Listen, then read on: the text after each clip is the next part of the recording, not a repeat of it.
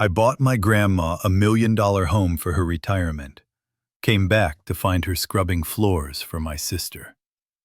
She didn't even recognize me. Asked if I was here to help.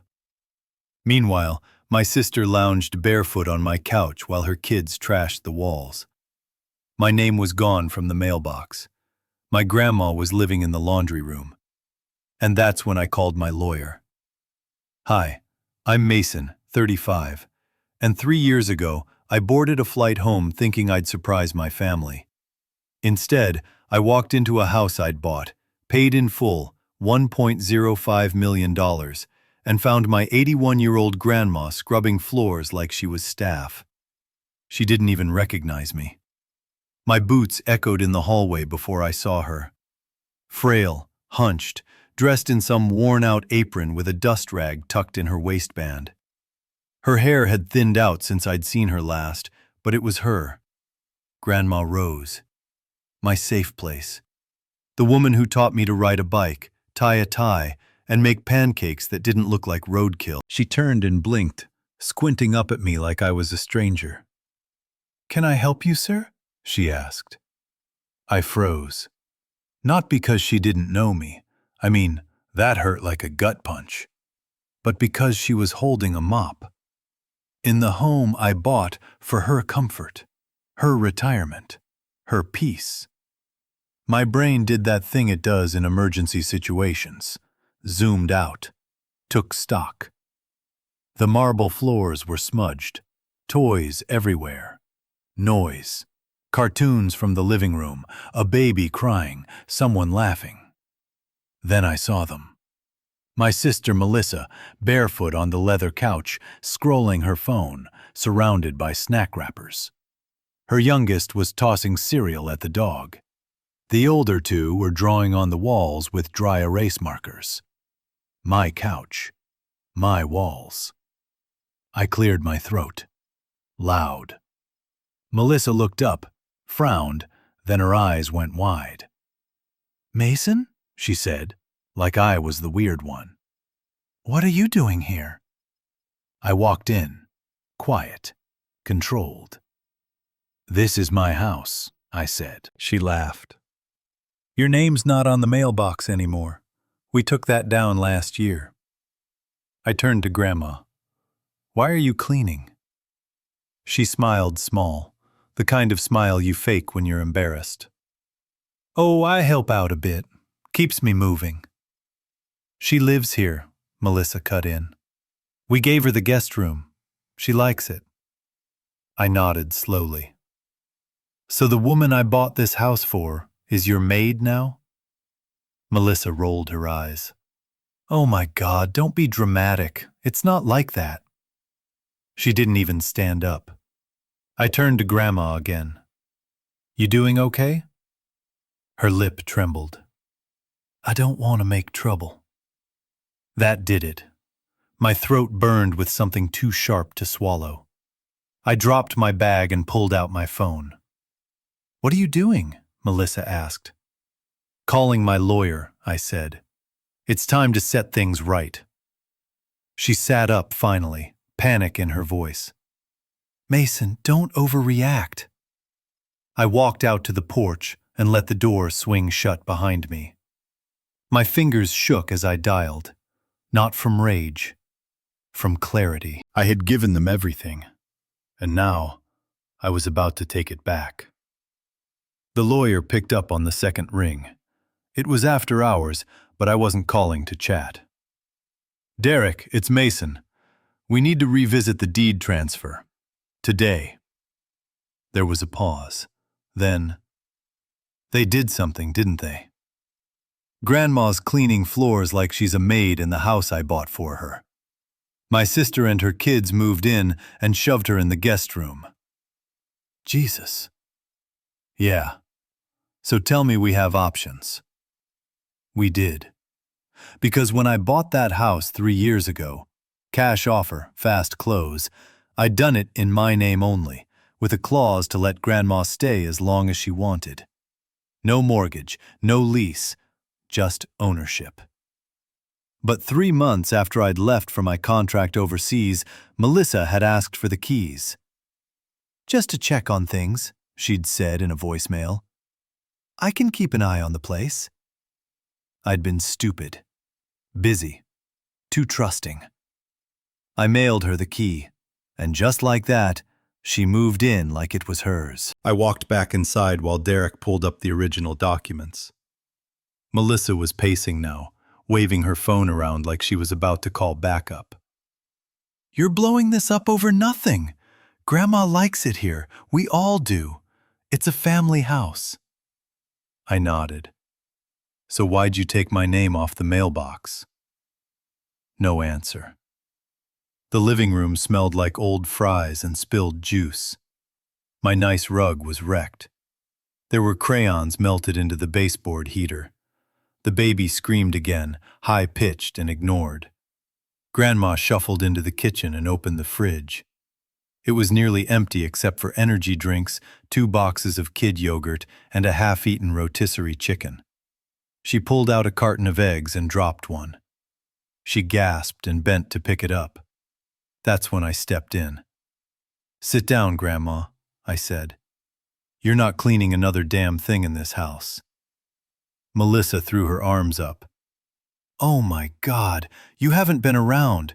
You don't know what it's like." "You're right," I said calmly. "I was working, providing, overseas, while you were squatting in a $1 million house that you didn't pay for." "You weren't even using it!" "It wasn't a storage unit. It was a gift.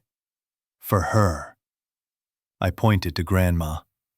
She was clutching the arm of the kitchen chair, eyes glassy, unsure if she was supposed to speak. "Derek's emailing the eviction notice," I added. "You'll have 30 days to leave. No negotiation." Melissa's face went red. "You're kicking out 3 kids? Your own niece and nephews?" "No," I said. "I'm kicking out trespassers." The front door opened, and in came her oldest with blue marker all over his face. "Mom, I'm hungry." She glared at me. "You think this makes you a hero? You're just a bitter control freak." "Maybe," I said. "But bitter control freaks get to decide who lives in houses they bought." The kid looked from her to me, then to Grandma. "Are we moving again?" Grandma covered her mouth. I turned to her gently. "You want to live here still?" She nodded, voice thin. "If it's not too much." "It's your house," I said. "Starting now, we're going to make sure it feels like it." Behind me, Melissa's voice cracked like a plate hitting the floor. "You'll regret this." But I already had. For 3 years. And now, I was done regretting. I didn't sleep that night. I sat up with Grandma in the kitchen, drinking weak tea and going over everything she didn't want to tell me. She'd been cleaning that house, my house, 7 days a week for over 2 years. Cooking, too. Laundry, childcare. Melissa called it rent. Said Grandma needed to earn her keep. Said it's only fair since she didn't pay for anything. "I didn't want to bother you while you were gone," Grandma said softly, stirring her tea without sipping. "They told me you were busy, that it would be too much drama to drag you into things." My throat clenched. "They used you." I thought maybe it was just for a little while, that they'd leave once the lease was up on their apartment. But then they never left. She said they were managing things for you. I didn't even realize you still owned it. I looked around. The kitchen had stains that didn't belong. The fancy toaster I bought was gone, replaced by some cheap plastic one that reeked of burnt bread. "What about your room?" I asked. She hesitated. "She gave me the laundry room," she admitted. "Said I didn't need much, just a bed and a shelf." I didn't respond. I couldn't. I stood up and walked down the hall, opened the laundry door. There it was, a twin cot, a blanket, no pillow. One shelf with folded shirts and socks stacked on top of a detergent bottle. My eyes burned. My chest felt tight. I had bought this house as a thank you, a place for Grandma to read books by the window and bake her ridiculous 5-ingredient cookies and fall asleep during her British murder mysteries. Not to be turned into a live-in housekeeper because my sister couldn't manage her life. At 2 a.m., I went into the office and pulled out my laptop. I started a paper trail. Notice of trespass. Demand for vacancy. Statement of retained ownership. I sent Derek everything. At 6:30 a.m., Melissa woke up and came into the kitchen like nothing had happened. In a robe, hair in a bun. She looked at me like I was the help. "No coffee?" she muttered. I didn't say a word, just slid the document across the table. She blinked at it, scanned the title. "Are you serious?" "You've got 30 days, I said. "After that, the locks change." "This is illegal," she snapped. "No, it's overdue." "You're evicting your own sister. My kids are in school." "They'll adjust." "You can't do this." "I can. I am." Her voice rose. "You're just bitter. You couldn't handle being gone, and now you're trying to punish me." I looked at Grandma. "She's not a punishment," I said. "She's the reason this house exists. You're the reason it became unrecognizable." Melissa stared at me, lips parted, then turned and stormed off. Her door slammed. Grandma sipped her tea. "That was something." I smiled tightly. That was just the beginning. We had 30 days of hell ahead. But after that, peace. The war started before noon. Melissa called our mother. I knew she would. The first volley came in as a text. "Mom, why are you trying to make your sister and the kids homeless? This isn't the Mason I raised." Followed by, "Mom, she said you screamed at the children and threatened to put Grandma in a home?" I just stared at the screen. Then I sent back a photo. Grandma curled up on a cot next to a mop bucket. No caption. Silence. Then, "Mom, I didn't know." Neither did I. Not the extent. Melissa doubled down.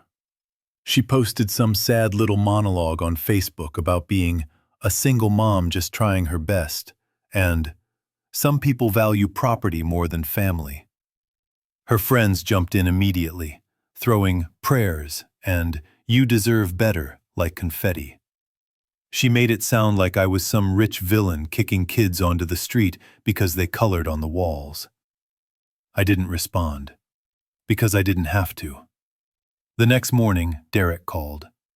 "She's threatening to contest the eviction," he said, "claiming you gave her implied tenancy. We'll fight it.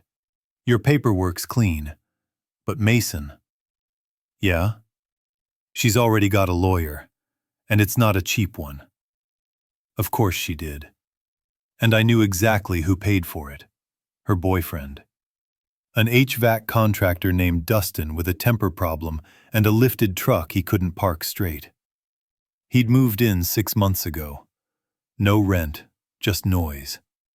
Loud arguments, louder car stereos, and exactly zero concern for Grandma's sleep schedule. I knew because the neighbor across the street, a retired Marine named Hugo, called me after I landed. Said, "You back? Thank God. It's been a circus." I asked if he'd be willing to sign a statement about the noise, the behavior, the cars, the parties. He said, "I already started writing it, son." 2 days later, the official response came in. Melissa's lawyer claimed emotional distress, implied co-ownership, and a bizarre note that Grandma had verbally approved their stay indefinitely. Grandma stared at that page when I showed her. "I never said that," she whispered. "It's okay," I said. "They're grasping." She looked at me, watery-eyed. "Maybe I did say something nice once. You know, like I'm glad they're here." "That's not consent." She swallowed. "But what if they twist it?" "They will. That's why we're going to win on paper, not memory." That afternoon, I installed a ring cam. One facing the porch, one facing the garage. Derek said documentation was king, so I documented. Melissa retaliated by pulling Grandma into the living room in front of the kids and asking her, loudly, "Do you really want Mason to kick us out? Tell the truth." Grandma froze. The little one started crying. I stepped in and shut it down. "Grandma's not on trial," I said. "And this isn't a debate. This is a consequence." Melissa hissed. "You're obsessed with control." "No," I said. "I'm just done being silent." Because silence was how this happened in the first place. And I was done pretending a smile meant agreement. 2 weeks in, things got ugly. Dustin came home drunk one night and kicked over Grandma's garden gnome. She'd had it since 1994. She called it Sheriff Pickle. Don't ask me why. She found it shattered on the porch and just stood there, barefoot in the cold, staring at ceramic fragments like she'd lost a friend. I was already dialing the locksmith. Melissa had escalated from manipulation to passive-aggressive warfare. Loud music during my Zoom calls with Derek. Fake coughing fits whenever I tried to speak with Grandma. One night, she unplugged the Wi-Fi router by accident during a critical document upload. The next morning, I caught her trying to sneak some of my mail into her diaper bag. When I confronted her, she rolled her eyes and said, "Relax, it's just junk." It wasn't. It was the HOA newsletter and a copy of the tax statement. I pulled all my important documents into a locked cabinet in my old office. Bought a fireproof safe for backups. Melissa laughed and called it paranoid prepper energy. I said, "Then you'll be thrilled to know I also updated the camera system. 4 more, all backed up to cloud storage. Smile when you lie." That same day, my cousin Jake texted me a screenshot of Melissa's latest group chat monologue.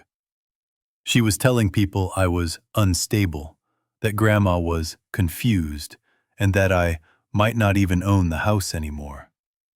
Said she had proof I'd signed it over before I moved. I didn't. She didn't. But people believe noise before they believe facts. And Melissa was loud. I asked Jake to stay quiet. He said, "You got it, but just so you know, the family's talking." Of course they were. The same family that didn't visit Grandma for years. The same family who sent HBD texts and thought that counted as love. Now they were group chatting over screenshots like they had front row seats to a reality show called Mason's Meltdown. But here's the thing. I wasn't melting down. I was documenting everything. I kept a journal. Photos, screenshots, audio clips of Dustin yelling. A copy of the police report I filed the night he screamed at Grandma over laundry detergent. She bought the wrong brand. The officer asked if I wanted to press charges. "No," I said. "Not yet." But the report mattered. So did the audio. Because Grandma wasn't just being used. She was being intimidated. And that was the turning point. I told Derek, "Let's move to immediate ejectment. No more waiting." "You sure?" "They're putting pressure on an old woman to protect free rent. I'm done playing fair." He filed the motion that night. Melissa received it the next morning in a bright yellow envelope. She read it on the porch, mouth twisting. Then she turned and banged on the glass door. "You think this'll scare us? You don't scare us, Mason." I opened the door. "Good, because I'm not trying to scare you. I'm trying to evict you." Then I shut the door in her face. Behind me, Grandma whispered, "I didn't want this." "I know," I said, "but you deserve so much better than this." She looked at me for a long time. Then she smiled, sad but real. I'd forgotten what that felt like. The court date came fast. Melissa arrived in a pantsuit that still had the department store tag dangling from the sleeve. Dustin wore a hoodie. The kids weren't there, thank God. Grandma stayed home. She didn't need to hear her life turned into a legal chessboard. Her lawyer started with a performance. Melissa dabbing her eyes, talking about how she was a single mom, how I was aggressive, how Grandma was confused and needed support. She said the house had become a shared family dwelling and claimed she'd contributed to household maintenance. I almost laughed. Then Derek stood. Calm, crisp, no theatrics. He handed the judge a file folder and said, "Everything you need is in here." Inside, the original deed. In my name. No cosigners. No transfers. A statement from Grandma, notarized, stating she'd never gifted or sold the home to Melissa. Screenshots of Melissa's manifestation Facebook post. Finally got our dream house. Photos of her Airbnb listing. Yes, she'd tried to rent out my house. Audio recordings of Dustin yelling. The police report. And finally, the pièce de résistance. A signed affidavit from Hugo across the street, stating that for 2 years he'd seen Grandma cleaning, the kids destroying furniture, and Melissa referring to the house as a freebie. The judge flipped through the papers slowly. Melissa's lawyer said, "Your Honor, none of that changes the fact that my client has established a residency." The judge looked at her flatly. Residency gained through deception is not protected. She's not a tenant. She's a squatter. Melissa gasped. I didn't smile, not even a twitch. I just looked at her the way a surgeon looks at an infected wound, cold, precise, and done pretending it's not a problem. The judge issued the order. Vacate within 14 days. No appeal. We walked out into the hallway in silence. Melissa turned to me, fuming. "You think you won? You think this makes you the good guy?" "No," I said. "I think this makes me the guy who finally showed up." Dustin muttered something about coming back for the TV. I looked him dead in the eye. Try. Back at the house, I told Grandma it was over. Legally, officially. You win. She nodded like it hadn't sunk in. Then she asked, "Do I get my bedroom back?" I laughed, choked on it a little. "You get the whole damn house." Over the next few days, Melissa packed, sloppily, carelessly. One of the kids peeled wallpaper off the hallway wall. Another wrote, "Bye, loser," on the bathroom mirror in toothpaste. I didn't stop them. Because that wasn't damage. It was evidence. And closure. I let them leave every dirty dish, every broken toy, every ounce of entitlement. On day 13, they were gone. I changed the locks on day 14. And on day 15, I bought Grandma a recliner. Big, blue, heated. She cried when it arrived. "You didn't have to," she whispered. "No," I said, "but I get to." That night, we watched her old shows. I made popcorn. She fell asleep before the second act, her feet tucked up under a blanket that didn't smell like floor cleaner. I sat there next to her, looking around at a house that finally felt like it belonged to the right person. And for the first time since I walked through that door 3 weeks ago, I felt home too. A week after they left, the silence felt loud. No stomping feet. No juice spilled on polished floors. No passive-aggressive sighs from the laundry room. Just quiet. Soft. Settled. Grandma started humming again. Little songs. Nothing recognizable. Just tunes she made up while folding towels or watering her plants. She moved slowly, but she moved with purpose. The kind of motion that says, "This space is mine again." One afternoon, I walked in from the hardware store, new shelf brackets and drawer pulls in hand, and found her standing in the hallway, looking at the framed photo of my grandfather. She didn't notice me at first. "He'd be proud of you," she said quietly. I stepped beside her. "I don't know. I think he'd ask why I let it get that bad." She shook her head. "No. He'd say it's about time someone stopped the madness." That night, we sat on the back patio. She had her tea. I had my laptop. I'd been working remotely since returning home. Cybersecurity consulting now. Less chaos than the overseas stuff, but still sharp. And then I got an alert. Someone tried to access the smart lock system remotely.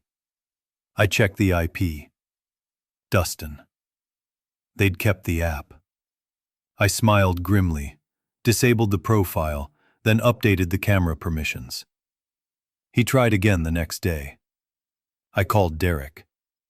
He said, "You want to file a restraining order?" "Not yet," I said. "Let's see how loud he gets first." But Melissa? She didn't try the door. She tried the inbox. Email. Subject: "Let's talk like family." Body: "You've made your point, but the kids are traumatized. They miss Grandma. Maybe we could work something out, like shared holidays or a weekend schedule. No hard feelings." I didn't reply. The next day, a new package showed up on the porch. No return label. Inside, a cheap photo album with snapshots of her kids in the house. On my couch. At my dining table. Her oldest holding my college diploma like it was his. Grandma looked at the pictures and went quiet. "You okay?" I asked. She nodded slowly. "They really thought it was theirs." "I know. I think that's what hurts most." We burned the album in the fire pit that night. She tossed it in without hesitation. The next day, I got a call from the local paper. Apparently, Melissa had pitched a story. Veteran kicks single mom and elderly grandmother out of family home. The reporter sounded hesitant. "I just wanted to get your side, Mr. Graves. She mentioned your grandmother was being moved to assisted living?" "She's in the garden right now," I said, "planting tomatoes." Pause. "Could I maybe come by? For clarity?"